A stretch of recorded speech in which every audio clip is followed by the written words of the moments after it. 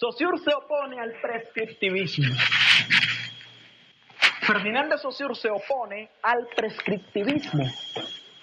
¿Por qué se opone al prescriptivismo? ¿Cuántos fueron a la conferencia de Aníbal en la semana pasada del traductor y del intérprete, como que fue? ¿No fueron a la conferencia de Aníbal donde él habló de 100 años de prescriptivismo? ¿Qué es prescribir? ¿Alguien tiene idea? Ay, estuvo muy buena. Estuvo muy buena. ¿Qué es prescribir? ¿Alguien tiene idea? ¿Cómo recetar? Exacto. Esto es así. Y nadie lo puede decir de otra forma porque es así. Obligar a hablar de cierta manera. Eso se llama prescribir. Entonces, en el ámbito lingüístico, ¿no? Entonces, antes se prescribía porque se obligaba a las personas a hablar en la lengua pura, que era la lengua de ¿quiénes? De los poetas y de los filósofos. Entonces, Ferdinand de Saussure dice, en primer lugar, no existe ningún tipo absoluto de pureza. No hay una pureza absoluta en un idioma. En segundo lugar, toda forma lingüística social tiene su forma de pureza y de correctitud. O sea, el español de América tiene sus formas correctas, vamos a decirlo, adecuadas. El español de España tiene sus formas adecuadas, el español del Cono Sur. Entonces él dice, todas las formas lingüísticas sociales tienen su propia forma de pureza y correctitud. En tercer lugar, él dice, por tal razón, el lingüista debe más bien estudiar cómo hablan las personas y describir cómo hablan las personas. Y es allí donde nace la lingüística como ciencia. Porque él dice, no, el lingüista en vez de prescribir, debe más bien describir. Y para poder describir debe estudiar cómo hablan las distintas sociedades. Y esa fue otra de las razones a las que él se opuso. Dice, yo me opongo a que me obliguen a hablar como Homero, como Platón, como Hermógenes, porque ellos no tienen la pureza absoluta, toda forma de hablar tiene su propia pureza y el lingüista debe analizar para describir. Él también estaba en contra del prescriptivismo porque dice, todo cambio lingüístico implica corrupción. Él propone de que cuando las necesidades cambian, las lenguas también cambian. ¿Cómo se llama eso en la propuesta estructural el año pasado, Lingüística 1? Que la lengua es ¿qué? Mutable, perfecto. Él dice que cuando hay necesidades, la lengua muta. ¿Y esa mutación es cómo? A juro necesita lo que los filósofos llamaban corrupción. ¿Y qué es la corrupción? Que esa lengua pura se mezclara con los nuevos términos que estaban naciendo. Y es que si a estudiar vamos, la lengua se enriquece es con la literatura, la lengua se enriquece es con la música, por ejemplo. El término perrear, ¿de dónde viene? El sandungueo, ¿de dónde viene? ¿Qué cuestión es esa? ¿Quién la metió? No fue el perro. ¿Alguien ha escuchado mencionar del Shakespeare mistake? El error de Shakespeare. El error de Shakespeare consistía en que él escribía y cuando no sabía cuál era la palabra que representaba lo que él quería decir, entonces la inventaba, la creaba. Y es allí donde él es llamado el padre de la lengua inglesa. Entonces Ferdinand de Saussure, estudiando esas cosas, dice, es que la lengua para mutar necesita ese cierto tipo de corrupción. Por tal razón, no al prescriptivismo. Él también hablaba de que el mismo modelo literario, la misma literatura también está sujeta a cambios. Es que de hecho la literatura introduce los cambios. Entonces la literatura no todo el tiempo se va a conservar pura. Y como final, como aporte final, él dice que el vocabulario más rico de la literatura se debe a que los escritores tienen incursión en otras vidas, tienen incursión en otros mundos, tienen incursión en otras culturas, tienen incursión en otros países. Y por tal razón enriquecen su vocabulario y de esa manera escriben y proponen. Él habla de que el lingüista debe proponer con base en todas las lenguas una teoría científica. Es decir, yo no puedo hacer una gramática basándome, ya lo borré, en el puro griego y decir esta es la forma correcta. Bueno, será una gramática griega, pero el detalle está en que si yo quiero formular una teoría lingüística, debo estudiar todas las lenguas. Y es allí donde empezamos con la propuesta propiamente dicha de Ferdinand de Saussure. Entonces vámonos con los conceptos fundamentales de la lingüística estructural. ¿Cuáles son los conceptos fundamentales de la lingüística estructuralista? O sea, ¿qué vieron ustedes el año pasado en el estructuralismo? El signo lingüístico. Escribámoslo allí en primer lugar. Vimos el signo lingüístico. Esto yo no se lo voy a explicar. Ustedes me lo tienen que explicar a mí, por favor.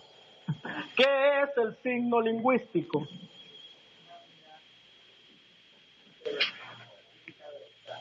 Una entidad psíquica de dos caras. Y esa palabra es clave, es bonita, es bella. La voy a escribir aquí.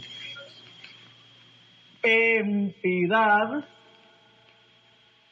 psíquica. Esa palabra la voy a poner ahí porque me gusta. Una entidad psíquica de dos caras. ¿Cuáles son esas dos caras? Ajá. Significado y significante. Perfecto. Ferdinand de Saussure también decía que era una asociación indisoluble entre un concepto y una imagen acústica. Pero quisiera preguntarles, ¿qué es el significado y qué es el significante? Vamos, aquí ya la clase no la doy yo. Aquí la clase la dan ustedes. Yo doy la clase de generativismo. De Noam Chomsky para allá yo doy la clase. Pero lo que es estructuralismo, ustedes son los profesores. Yo soy el estudiante. Ajá. Animal canino de cuatro patas que ladra. ¿Esto es un qué? Un significado. Ok, vamos a escribirlo aquí como...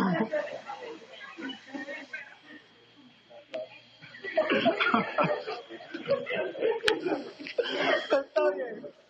¿Y cuál es el significante de él? No hablamos de esto. Pregunto yo, ¿cuál de los dos es el significante? Vamos a colocarle a este de nombre derecha, ¿verdad? No, este está a la izquierda.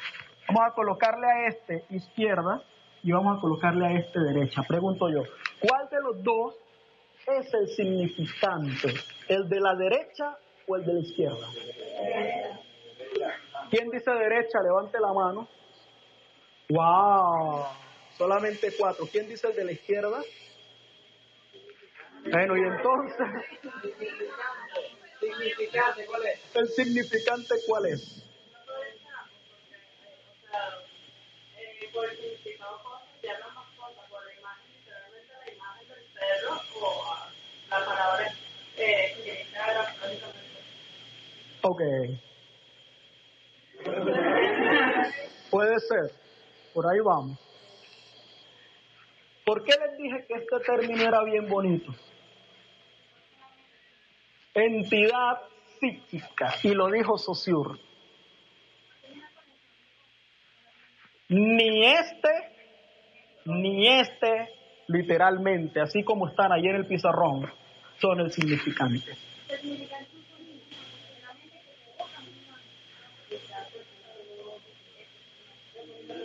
Había pregunta el año pasado que con ellos, ¿por qué Saussure dice que el signo lingüístico une el concepto a una imagen acústica y no a un sonido?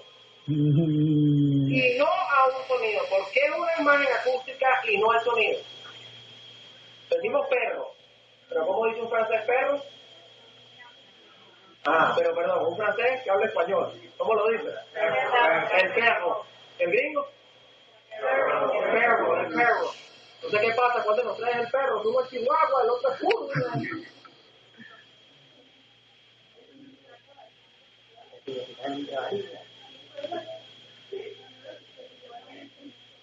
Lo que pasa es que tenemos que empezar por pensar de que es una entidad psíquica, en primer lugar.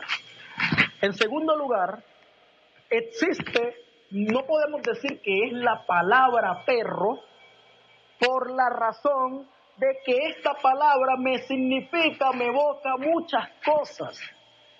No necesariamente esta palabra, decir yo, la palabra es el significado, no necesariamente me evoca el concepto, me evoca exactamente al animal canino de 4 patas que ladra. Porque ¿cómo se le dice a los hombres que le caen a una mujer, a otra y a otra y a otra?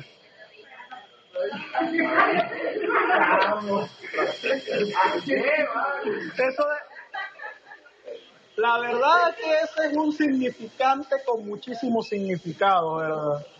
Esperemos llegar a onomasiología. Cuando veamos onomasiología, nos vamos a divertir con ese tipo de cosas. Porque la onomasiología y la semasiología se encargan de desglosar la cantidad de significantes para un significado y la cantidad de significados para un significante. Entonces, ¿qué tal? ¿Cómo se llama la parte de las cadenas de motos? ¿Verdad? Las que se entrelazan así entre las cadenas de la moto, o sea, las partes que se entrelazan entre sí para formar una cadena de moto. Se le llaman perritos. También. Entonces, cuando hablamos de un significado y un significante, lo primero que debemos tener en cuenta es que son entidades psíquicas. Son entidades psíquicas, no es una palabra, ¿verdad? No es un sonido, es una representación psíquica que me lleva o que asocio con el significado. Ajá. ¿Iba a decir algo, profesor? No sé, claro. Cuando estamos hablando de esa imagen psíquica, pero refiriéndome a la imagen acústica, por las dos partes son psíquicas, con la imagen acústica y no el sonido. ¿Por qué decimos no el sonido? Porque vimos que en los casos, dependiendo del hablante, el sonido varió. Uno era perro, otro era perro, otro era perro. Entonces, ¿cuál de los tres representa el concepto de perro? Ajá, ¿y cómo llamábamos esa aproximación que escribíamos entre barras? ¿Entre barras qué poníamos? Los fonemas. El fonema suena. ¿Y por qué no suena? Porque es psíquico. Entonces, realmente el sonido como tal, perro, no es el significante, porque vino que diga peajo y varió. Es como que el reflejo, la idea, la intencionalidad, lo que me queda en la mente cuando alguien dice perro, perro, perro, como sea, lo que me queda aquí, que está representado por los fonemas, es esa huella acústica. Pero el sonido no es perro, no es sonido. O sea que lo que tenemos que divorciar, en primer lugar, el contexto de significante de dos cosas. Uno de sonido y dos de palabras. ¿Verdad? Prácticamente, llevémoslo entonces a la fonología. Precisamente porque cuando hablamos de significante, muchos lo asociamos con la palabra, muchos lo asociamos con el sonido. Y resulta que no, que vamos a hablarlo de la transcripción fonológica, véanlo desde allí, así como el profesor lo explicaba. Primer concepto, el del signo lingüístico. ¿Qué más habló Saussure? Lo vemos la próxima semana.